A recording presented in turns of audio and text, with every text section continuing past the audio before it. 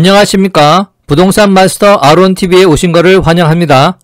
이번 시간은 법원 경매 강좌 9번째로 개찰 절차 중 공유자 우선 매수 신청 사례와 주의점에 대해서 알아보도록 하겠습니다.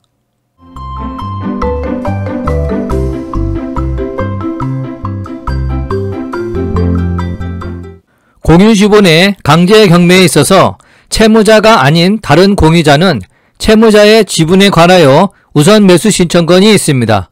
즉 공유자는 매각기일에 해당 사건의 매각 결정이 나기까지 최고가 매수 신고 가격의 10%에 해당하는 현금이나 경매법원이 인정하는 유가증권을 집행관에게 보관하게 하고 최고가 매수 신고 가격과 동일한 가격으로 매수할 것을 신고할 수가 있습니다. 이 경우 경매법원은 최고가 매수 신고에도 불구하고 그 공유자에게 낙찰을 허가하여야 합니다. 이를 공유자의 우선 매수권이라고 합니다. 그런데 공유자가 우선 매수권을 행사한 경우라도 최고가 매수 신고인이 다시 고가의 매수 신고를 할 수가 있습니다. 이때 공유자가 다시 최고가 매수 신고인의 매수 신고 가격으로 매수할 것을 신고하지 않으면 최고가 매수 신고인이 낙찰받습니다. 또한 공유자 우선 매수 신청권은 이래야 하나여 행사할 수가 있습니다. 주의하셔야 합니다. 예전에는 공유자가 미리 공유자 우선 매수 신고를 하면 매각 물건 명세서에 기재가 되어 아무도 응찰하지 않게 되고 이때 공유자 우선 매수 신고자는 보증금을 납부하지 않아 일부러 유찰을 시켰습니다. 이런 일을 반복하여 헐값에 낙찰받는 것을 방지하기 위해 일부 법원에서는 공유자 우선 매수권을 해당 경매 사건의 일에만 행사할 수 있도록 특별 매각 조건으로 하게 됩니다. 이때는 공유자 우선 매수 신고를 하고 보증금을 납부하지 않으면 유찰로 하지만 다음 매각 기일에 공유자 우선 매수권을 행사할 수 없도록 하였습니다. 2008마 637 판례를 참조하시면 되겠습니다.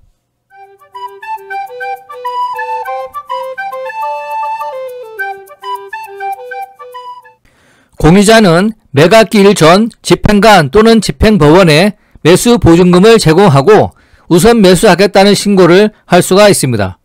그러나 반드시 매수 보증금을 제공하여야 하는 것은 아니며 신고 후 매각기일 당일 해당 사건의 종결 고시 전까지 매수 보증금을 제공하면 적법한 우선 매수권을 행사할 수가 있습니다. 공유자가 우선 매수권을 행사한다면 최고가 매수 신청인을 차순위 매수 신고인으로 보게 됩니다. 이 경우 집행관이 매각 사건을 종결한다는 고지를 하기 전에 차순위 매수 신고인의 지위를 포기할 수가 있습니다. 포기하지 않을 경우 입찰 보증금을 회수할 수 없으며 우선 매수권을 행사한 공유자가 매각대금을 미납하는 경우 차순위 매수 신고인이 매각대금을 납부함으로써 소유권을 취득하게 됩니다.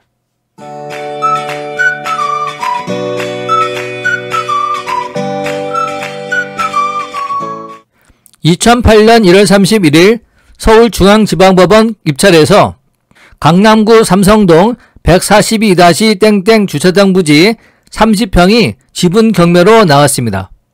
101평 중 30평이 에이바건설 지분이고 나머지 71평이 이땡숙 씨의 공유지분입니다.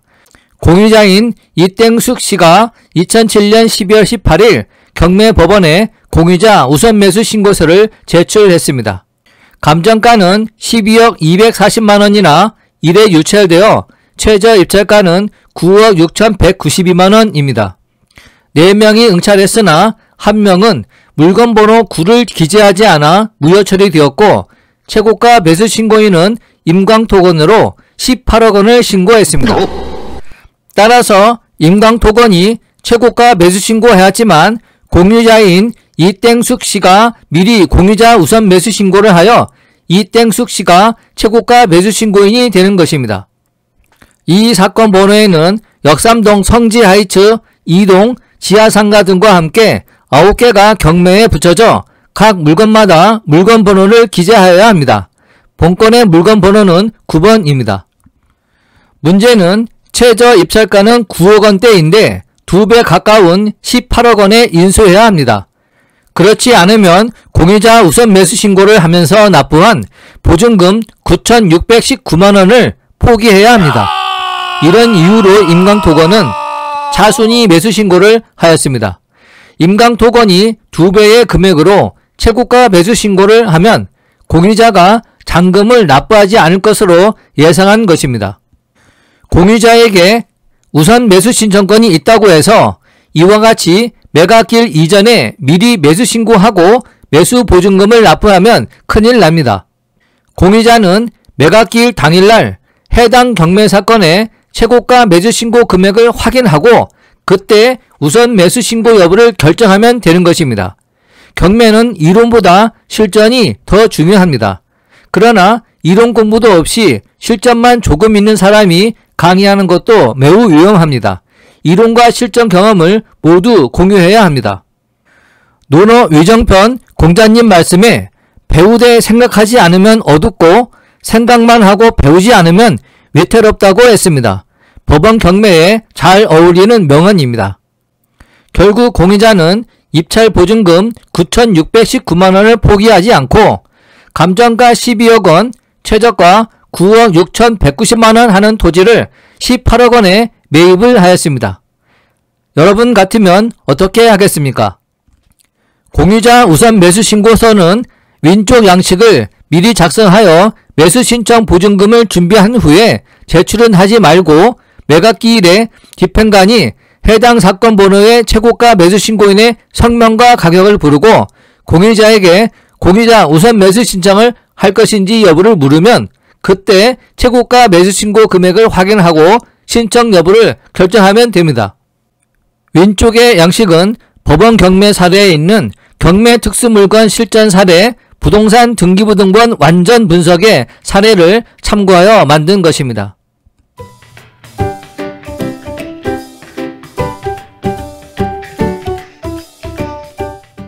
참고로 이 물건은 1년 후인 2009년 1월에 전체 면적인 101평이 58억 4,500만원에 다시 경매에 나왔다가 1회 유찰된 후 3월 4일에 최저 입찰가 46억 7,600만원에 나왔고 119억 9,900만원에 낙찰이 되었습니다.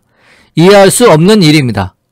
결국 보증금 4억 6,760만원을 포기했습니다. 재경매 일정이 2009년 7월 22일에 잡혔고 이날 6명이 응찰하여 조땡대 씨가 69억 3,110만원에 최종적으로 낙찰을 받았습니다. 2008년에 감정가 40억 원이었던 토지가 2009년에 삼성동 한국전력부지가 개발된다는 계획이 발표되면서 1년 만에 삼성동의 상업용지 시세는 평당 1억 5천만원까지 호가가 올라간 것입니다. 40억 원짜리 주차장 부지 101평을 1년 만에 69억 원이 넘는 금액에 매각하게 되었으니 경매로 낙찰 받는 것보다 오히려 경매 당하는 편이 낫겠습니다. 아무튼 경매는 요지경입니다.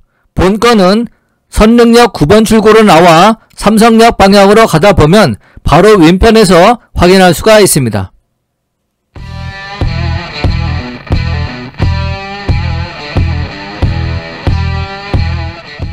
정리를 하자면 공유자 이땡숙 씨는 첫 번째 실수로 매각일 이전에 공유자 우선 매수 신고를 하여 임강토건에 의해 최저가의 2배인 18억 원에 매입을 하거나 아니면 보증금 9천여만 원을 포기해야 했으나 자존심 때문인지 잔금을 납부했고 1년 후 삼성동 한국전력부지 개발로 시세가 폭등하여 2009년 7월에 69억 원이 넘는 금액으로 경매를 당했습니다.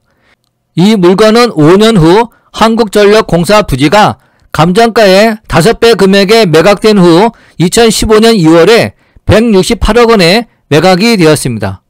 강남구청은 2012년 한국전력이 광주 전남 혁신도시로 이전함에 따라 한국전력 주변 일대에 적용되는 공용시설 보호지구를 폐지하고자 도시관리계획안을 작성하고 2010년 12월 13일에 열람공고에 착수했습니다. 한국전력 부지 24,000평은 2014년 9월 18일 감정가 3조 3천억 원이었으나 현대자동차 그룹에 10조 5,500억 원에 낙찰이 되었습니다. 본건에는 현재 L7 호텔스 강남타워가 들어서 있습니다.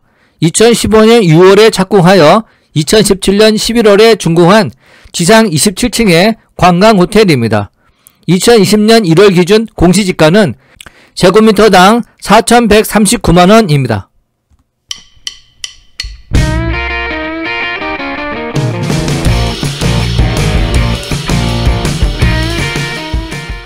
본 강좌가 유용했다면 구독과 좋아요 꾹 눌러주시고 궁금한 점은 댓글을 남겨주시기 바랍니다.